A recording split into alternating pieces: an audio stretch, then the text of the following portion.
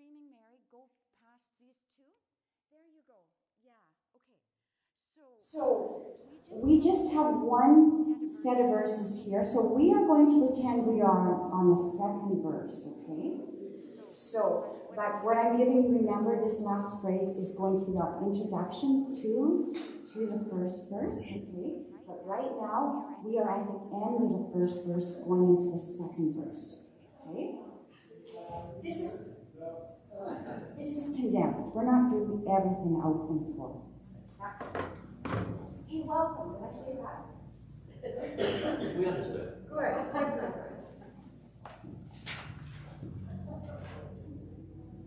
Okay, so.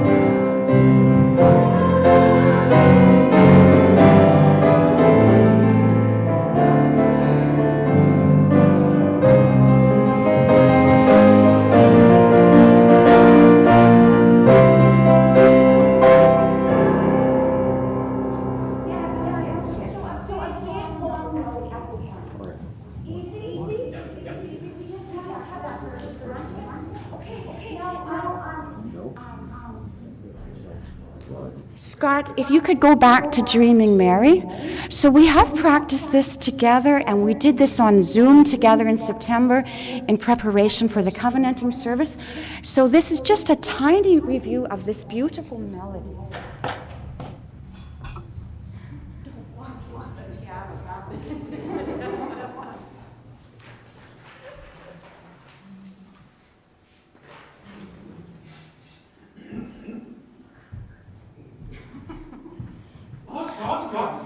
No, not too much. But I just want to say, if there's parts in here that you want to review or whatever, but what I'm hearing from the piano, I'm hearing a solid melody. I'm hearing confident singing. So you just tell me if there's something you want to review.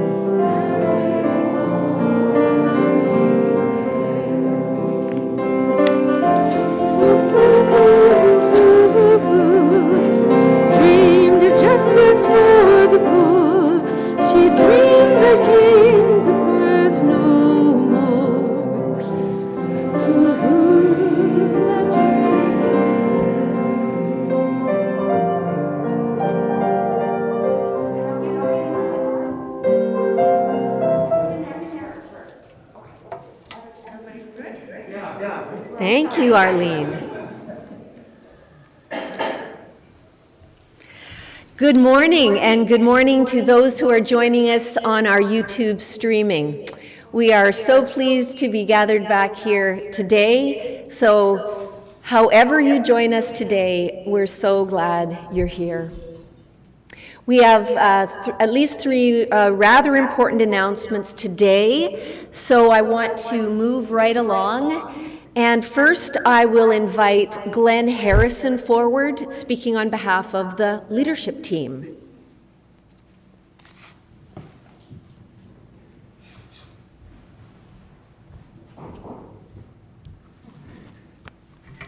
Good morning. For those that may not know, my name's Glenn Harrison, and I'm the past chair for the Churchill Park United Church leadership team. Last Thursday, at our monthly meeting, the leadership team passed motions that will require proof of double vaccination for those persons aged 12 and over attending any Churchill Park programs. And this includes Sunday morning worship. This requirement will take effect next Sunday, October 31st, and at this time the requirement does not extend to other programs in the building. That discussion is still ongoing. So for now, it's only Churchill Park and Churchill Park programs such as book club, ukulele group, knitting group, any Churchill Park book club, any Churchill Park programs. Are there any questions at this time or comments?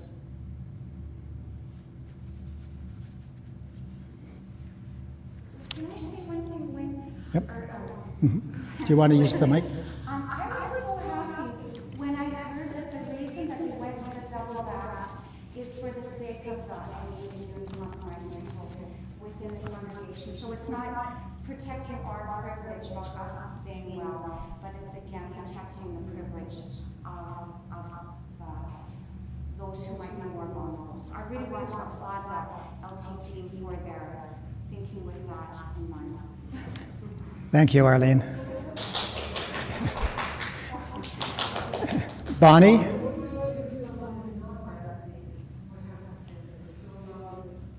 We will ask them to leave and not come in, but we won't be confronting anybody. We're not going to get into any confrontations with anybody, but, pardon me? Yeah, if we need to, we can call the police if there's any big problems. We don't anticipate anything, but anybody that doesn't have their proof will be asked to leave and not enter. Susan.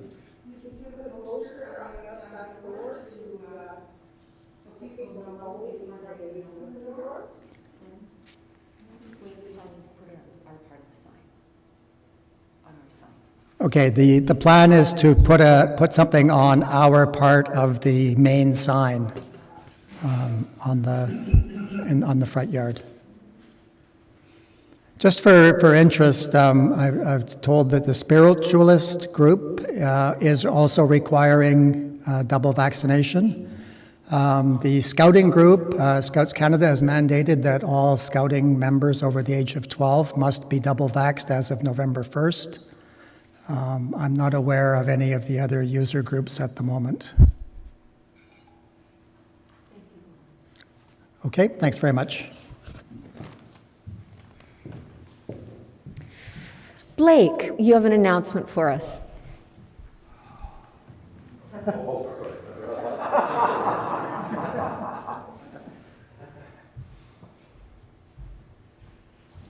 Good morning. I am also on the LT, and I happen to be the treasurer, so you can roll your eyes now. I'm here just to give a bit of a financial update, and normally when you do a financial update, certainly as an accountant, you start spewing numbers. I'm not going to do that. I'll give you one number, but that'll be later. So we finished the third quarter, September 30th, And so I'm just giving you an update on where we are, and there's sort of a good news, bad news story. Our revenue year to date is on track, which is a good thing. But when you look at the components of our revenue, we are ahead on our revenue that we're getting from our renters, and we have to really thank Cindy, certainly in the office, and John McNerney, who look after the renters and make sure that they're doing. So they're doing a great job. The other major component that we have, of course, in revenue is donations. And sadly, that's lagging. Now, I get told by everybody on LT, because I'm new to LT, that don't worry, in December, the donations just pour in. I've been skeptical because of the nature of what I've done in my career. And so I'm sort of sitting there going, show me the money, please. So, just so that you know, I'm appealing, I guess at this point, that the donations get increased if possible. We thank you, I thank you, for all the donations that have happened so far. If you can find a way to improve those, we'd really, really appreciate it. Our expenses, on the other hand, are marginally ahead of where we budgeted. And so that's a little disconcerting, because if you do a proration and an extrapolation, you end up looking at those and they kind of get a little more out of hand as we go to the end of the year. We're not sure what we've got coming. We know certainly of a lot of the expenses, but there's things that may come out of the woodwork anyway. So the only number I'm going to give you is that it's kind of we're close to hitting our budget target. But you have to remember that budget target was an 18,000 and change loss for the year. So we're trying to improve that. It's really what we want to do. We will be able to cover that loss, have no fear, but we just want to make sure that everybody is alive to the fact that we need some more funds coming in, and we would appreciate your contributions to them.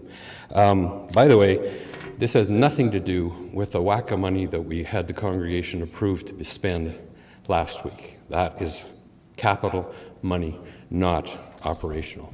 Okay? If you have questions about where we are financially and what we're going on, and you want to get a hold of me, my suggestion is, rather than me giving out my email address and then you're trying to write it down or remember it, you can send any questions that you have by email to Cindy. You see her URL or her email address on the bottom of every notice she sends out. Send them to her, she'll forward them to me, and I'll get back to you. Okay? Any questions just before we wrap up? We're good? Thanks very much.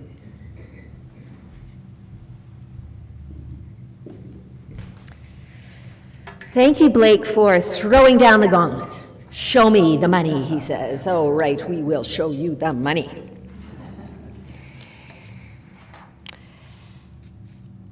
Lastly, we are so pleased today to welcome Janet Menec, who is our guest speaker today and an advocate of an absolutely wonderful project we're going to learn about called Days for Girls. Let us enter into this worship time with our prelude.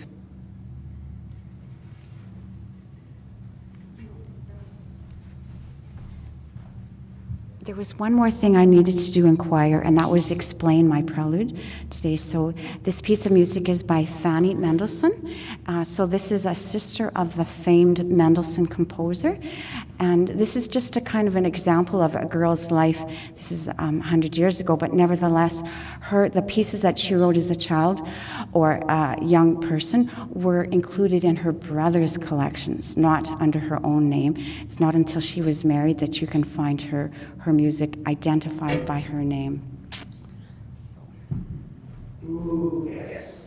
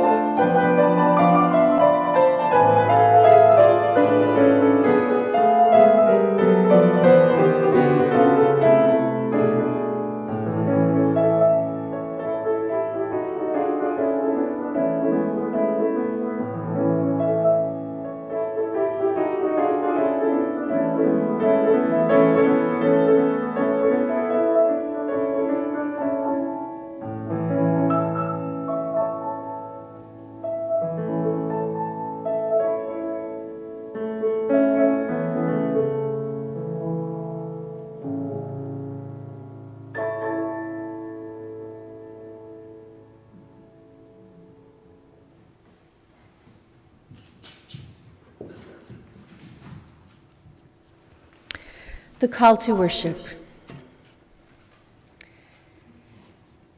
As we settle into this place, we notice the simple miracle of a new day. Around us, autumn's quiet beauty beckons. Within us, hearts slow in rest, minds rise in curiosity, spirits turn in expectant hope. In our slowing, rising, and turning, let us become present to each other and to the Spirit in our midst. We stand for our opening song.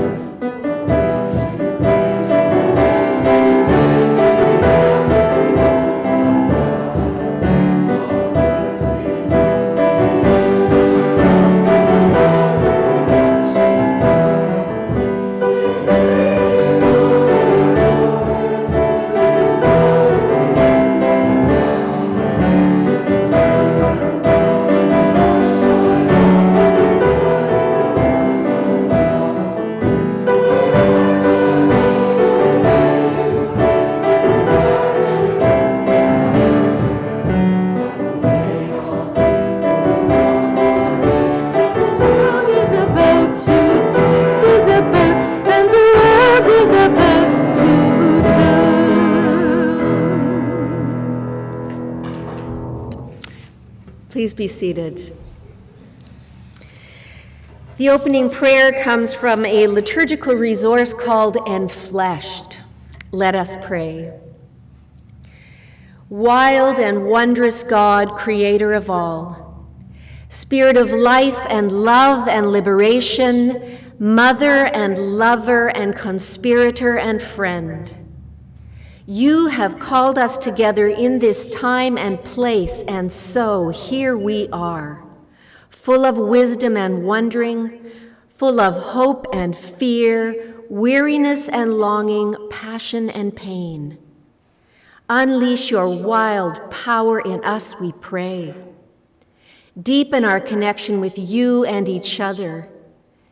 Deepen our capacity to hear the voices of those too often silenced, to honor the presence of those too often erased, to center the wisdoms of those too often pushed to the margins, that we may bear witness to the complex truth of our holy lives and the complex needs of this beautiful broken world.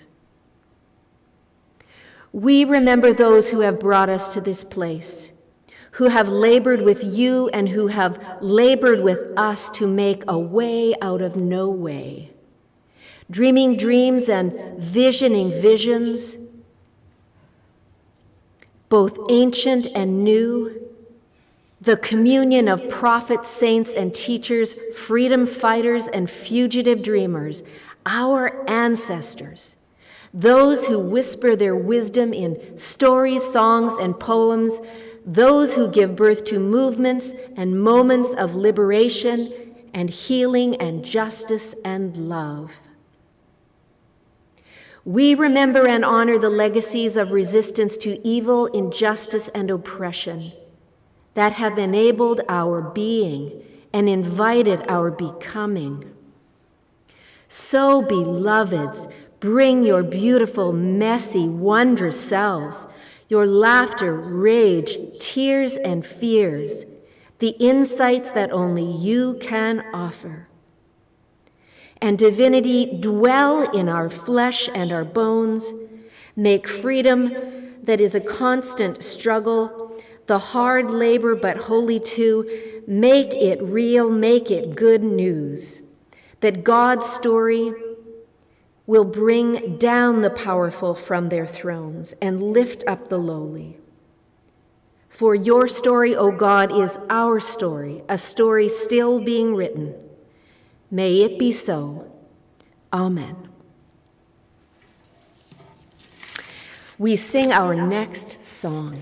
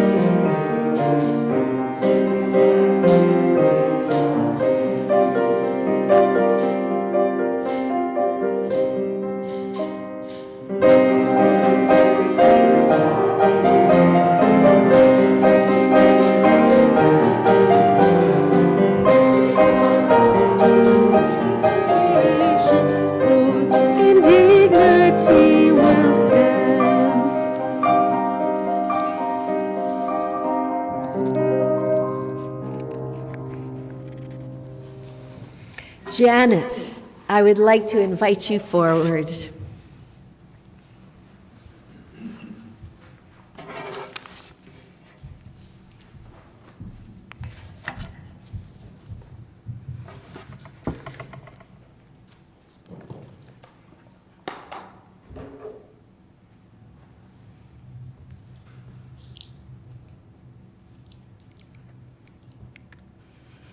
Thank you so very much for inviting me here today. What a privilege it is for me to come and share the story of Days for Girls and the work of the volunteers here in Winnipeg for this truly amazing worldwide project that serves girls and women throughout the world. I'm so impressed by the service so far. It's lovely to see such a connection between the work of Days for Girls and the choice of musical selections that you have. So I thank you for all of that and the careful work that's gone into this morning's service. Just to begin, here's another number for you.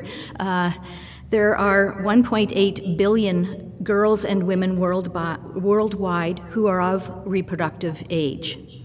And of that 1.8 billion women and girls, at least 500 million of them lack adequate facilities for managing their periods. That is a figure that comes from UNICEF report and the World Health Organization. And what a staggering number. 500 million women and girls do not have adequate supplies to meet their needs each month. And we know that a woman menstruates for about 3,000 days during her lifetime. And so if you don't have adequate supplies, what a difficult situation you are put in. So, in 2008, Days for Girls International was launched. And it began it was founded by Celeste Mergens in the United States, who continues to advocate and champion girls' work throughout the world to this day. The Winnipeg chapter was formed in 2014, and that was really as a result of me retiring from a lifetime career of working in clothing and textiles and in adult education. And it was a time when I wasn't sure what I was going to be doing, and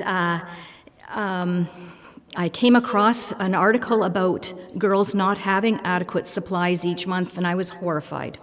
And at the time, my sister was on a church mission trip to Uganda to help build a learning center over there, and so I asked her what happened in the village where she was staying, and she says, yes, the girls stay home each month from school, and they sit on cardboard.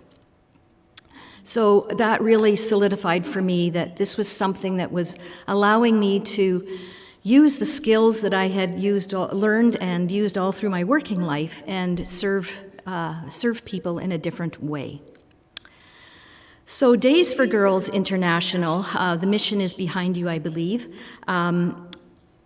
increases access to menstrual care and education by developing global partnerships, cultivating social enterprises, so not only the work that we're doing here in North America, but within a country they develop social enterprises to allow women to have means of earning an income.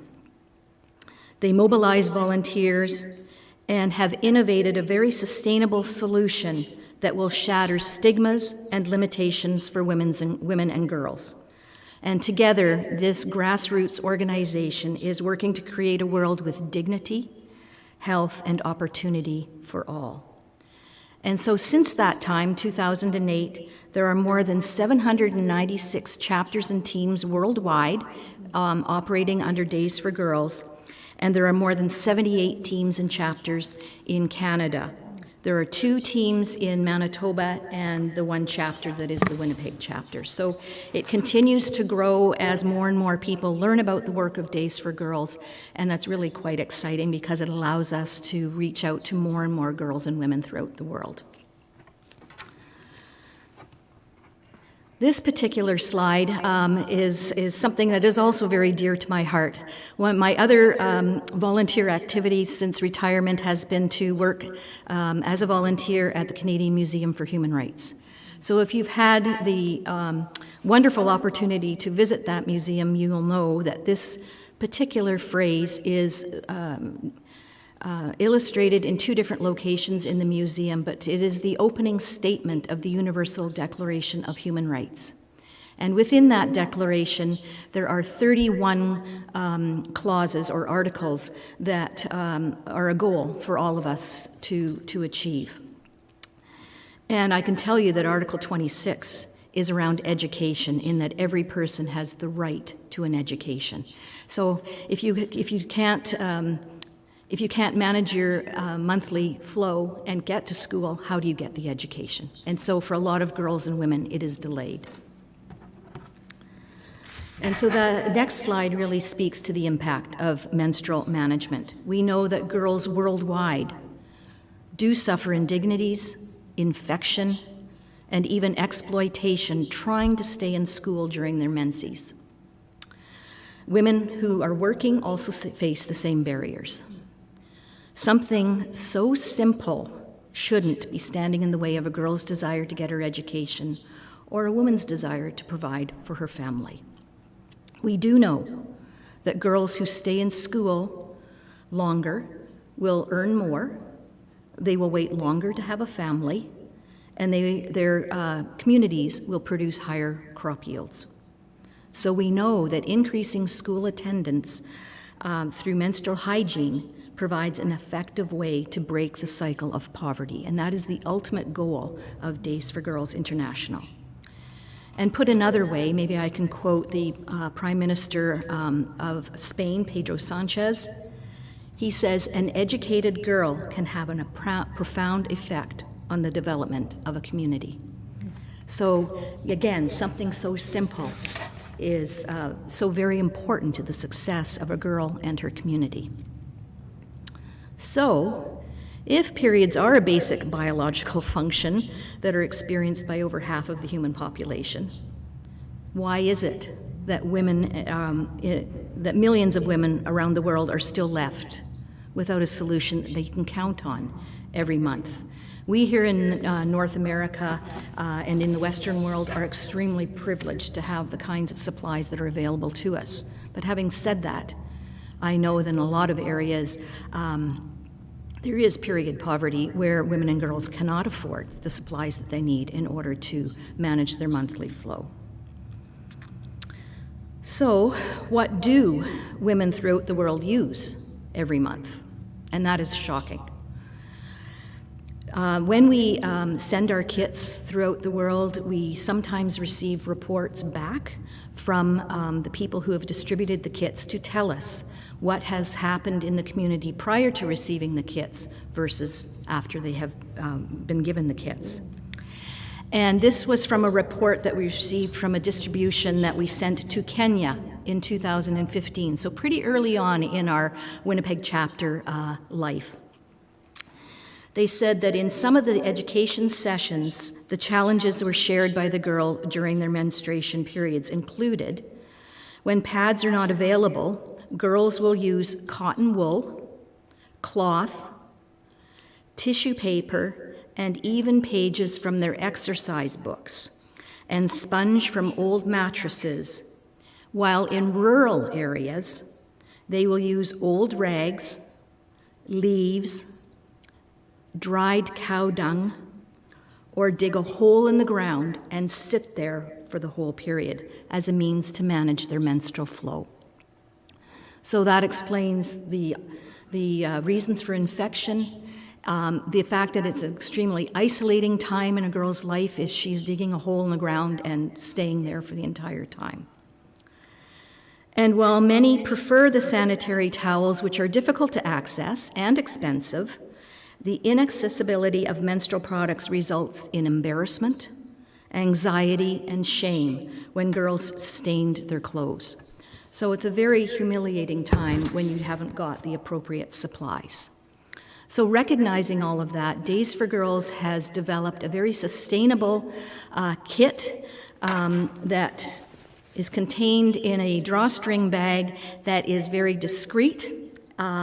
We are told in a lot of instances when girls receive these kits, it might be the only thing they ever own personally in their life. They are a gift, they are given freely. So we tend to make them as colorful and bright, as cheerful as possible, knowing that this is a very special gift for the girls and women who receive them.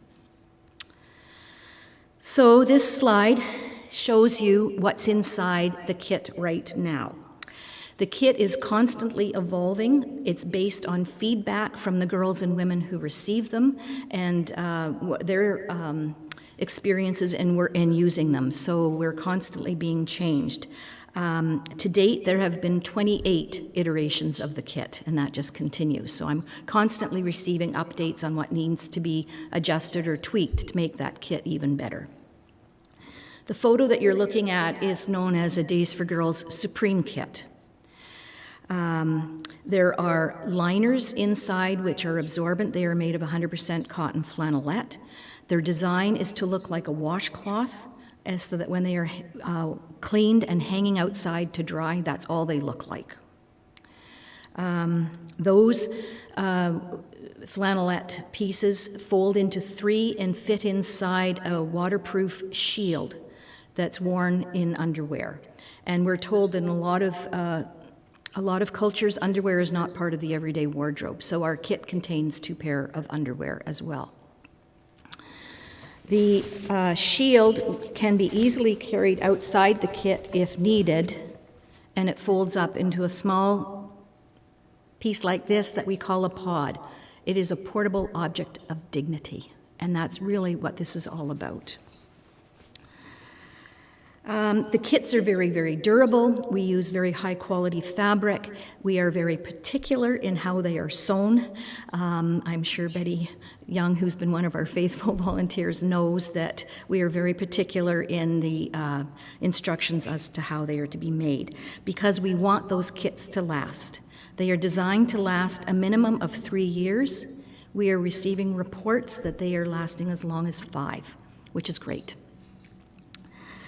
So a kit contains 8 flannelette liners, 2 of the waterproof shields into which the liners fit. There is a carry bag that is lined with a polyurethane laminate that is waterproof for the soiled items. There is a washcloth and a bar of soap, and then the drawstring bag into which everything fits, along with an pictorial instruction sheet. So I've laid the contents of the kit out on the front table if you want to have a closer look at it later on. Each kit costs us approximately $15 to make, and these kits are given away freely. The other thing that the Winnipeg chapter does is that we make heavy flow kits for new mums or for people who require that level of protection. So they're basically the same, except for the dimensions of the items are slightly different.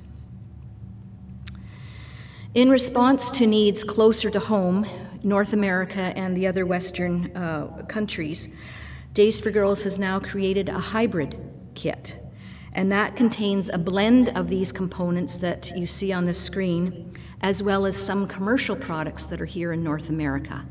And the overall hope is that the woman will try the reusable product and make the choice then to maybe continue using them. So we have a mix of both disposable and these very sustainable products that we provide. We can move to the next slide. So when the kits are provided, they aren't just handed to people. They are provided along with education. And when the group that travels with the kits takes them, they sign an agreement with Days for Girls that they will provide the education. The curriculum is given to them, and they will hand those kits out in conjunction with that education, because in a lot of instances, girls don't understand why it is happening each month. So that education is very useful. So again, here's another section of the report from that distribution in Kenya in 2015. The social worker who provided the education noted that there's need for more sessions on reproductive health, because many adolescent girls have limited knowledge about their bodies, especially in relation to menstruation and sexual and reproductive health. Limited access to safe, affordable, convenient, and culturally appropriate methods for dealing with menstruation has far-reaching implications for rights and physical, social, and mental well-being of many girls. So there's a mention in there about culturally appropriate items that are used in the for the management of menstrual flow. The fabrics that we choose for the kits that we make are all with images that would be culturally appropriate. So there are no images of animals, people, anything with eyes. There are no words on the fabric, no camouflage. So we have very strict guidelines for the choices of the fabric we use, and ideally they are darker rather than lighter fabrics in order to be as camouflaging as possible. The next slide shows a distribution by a group from Winnipeg that has gone to Haiti more than once to deliver our kits. And the taller woman in that slide is the woman from Winnipeg. She is a nurse, and she is providing the education, working through an interpreter who speaks Creole to provide that education to the girls receiving it. And then the next slide shows girls in Kenya receiving those kits that we made.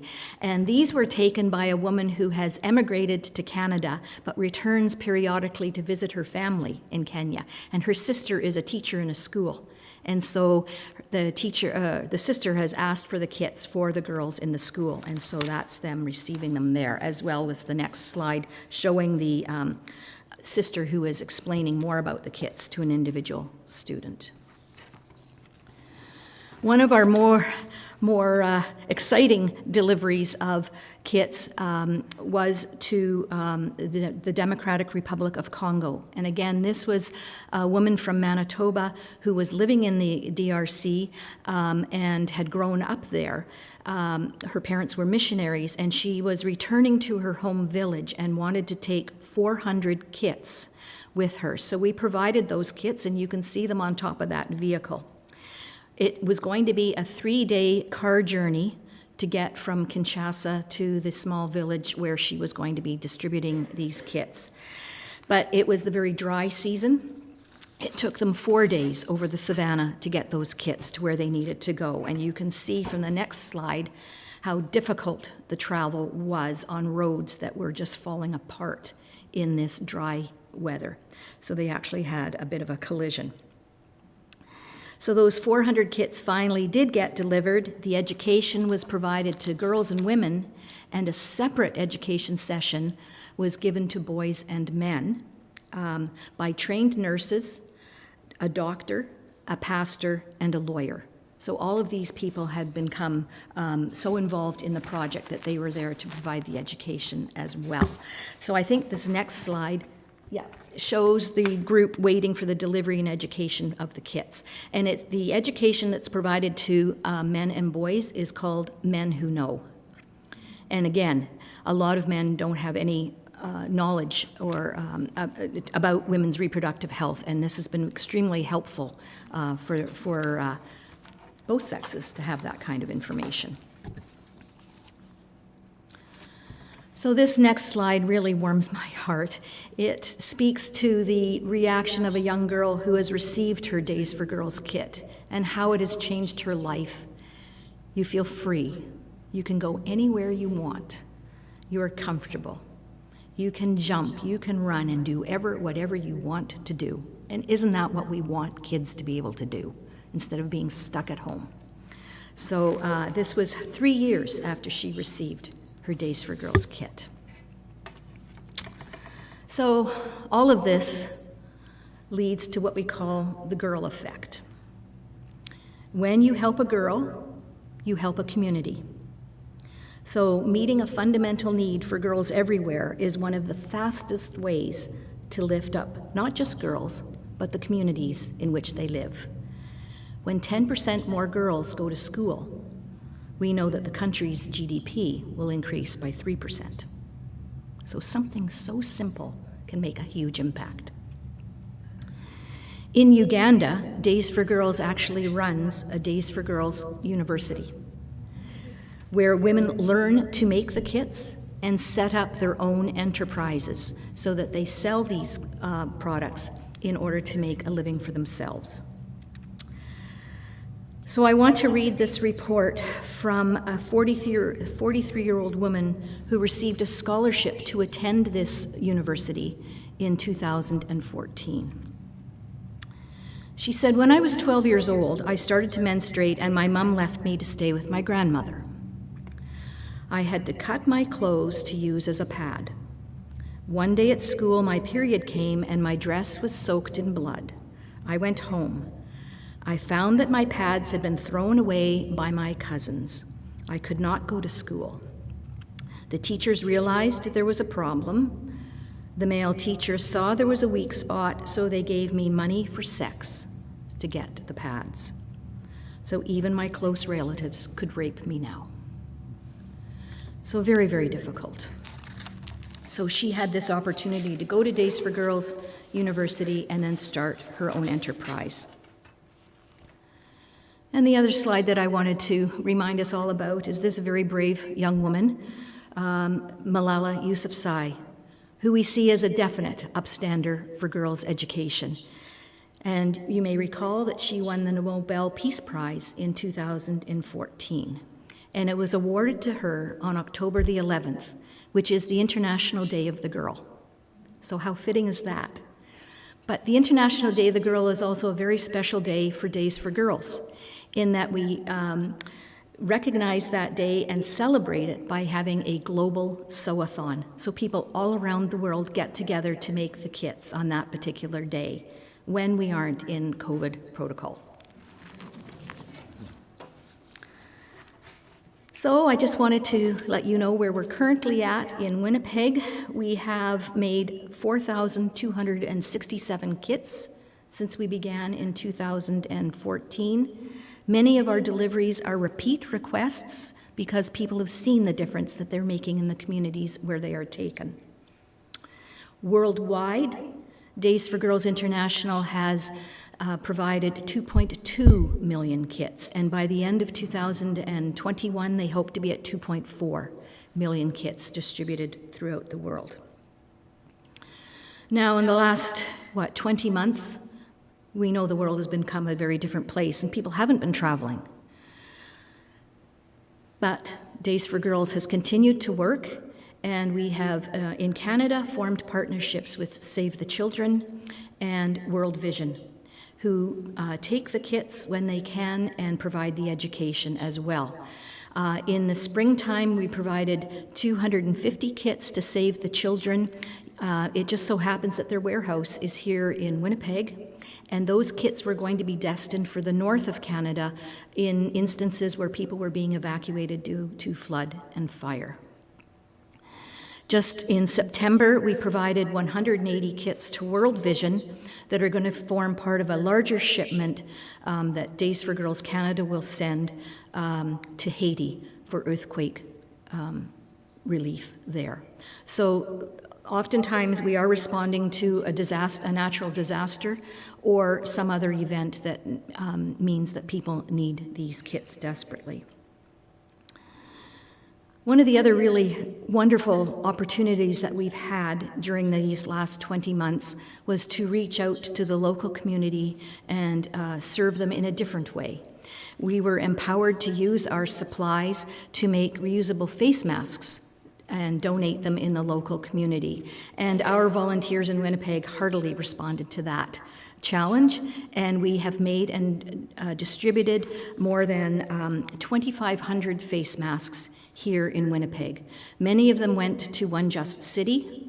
Some of them went to Mosaic Family Resource Network, Wolseley Family Place, Welcome Place, and Scope, to name a few. They were sent all over. Wherever people needed them, we were happy to deliver them.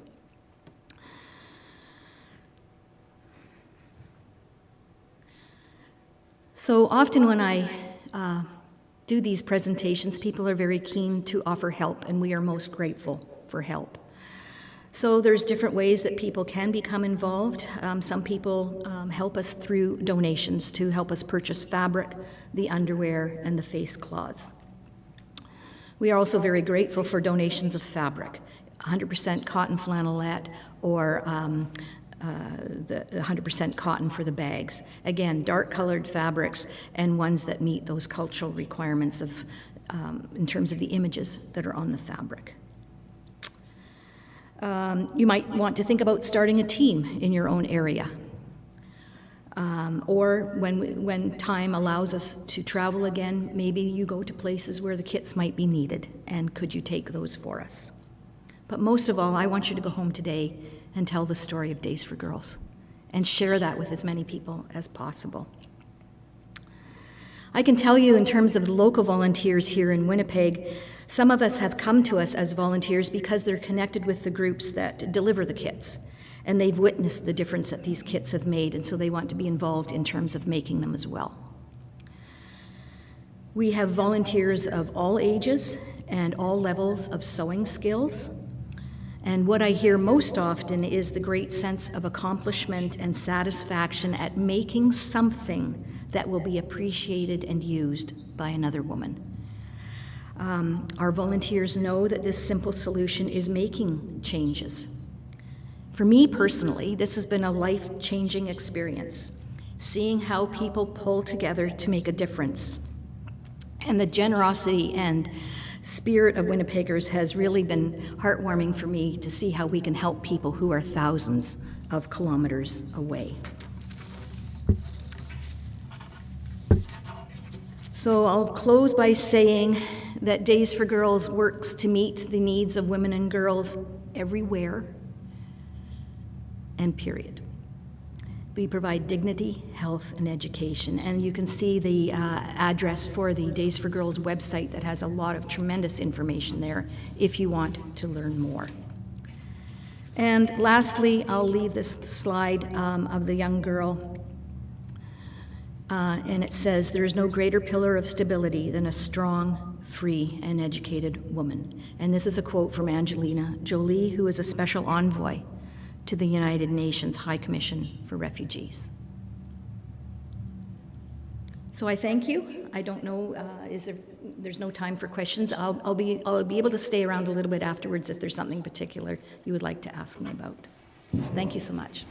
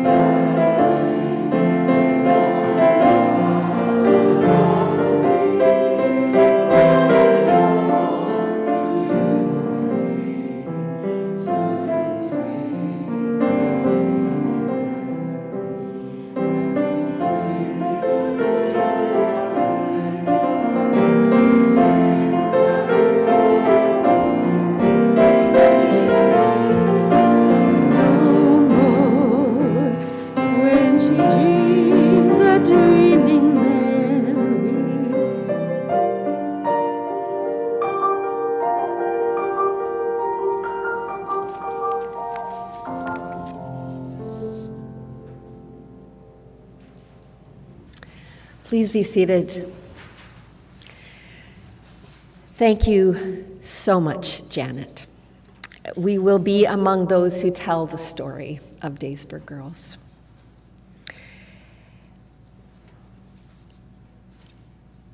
As you heard in the announcement at the beginning of worship, we rely on the donations from all of us to sustain our work here at Churchill Park United. And if you wish to give an offering after worship, there is a plate between the aisles. Let us pray. Creator, receive our offerings. Wherever there is suffering or injustice, may these gifts be put to use, rebuilding kinship, reweaving humanity, and restoring the earth. May it be so. Amen. We're moving into the blessing and then the final song, and when the final song ends, I would invite you to start making your way out of this space. You may want to look at some of these items before you go, but it will be next week that we become a fully vaccinated worship space, and we will be able to stay in here for a gathering time. Receive the blessing. As we leave this place, may we be convicted with curiosity, converted from complacency, consecrated with compassion, and may we conspire with spirit as we lean into the new life emerging within and among us. Then we will know ourselves blessed indeed. Amen. We stand for a hymn to freedom.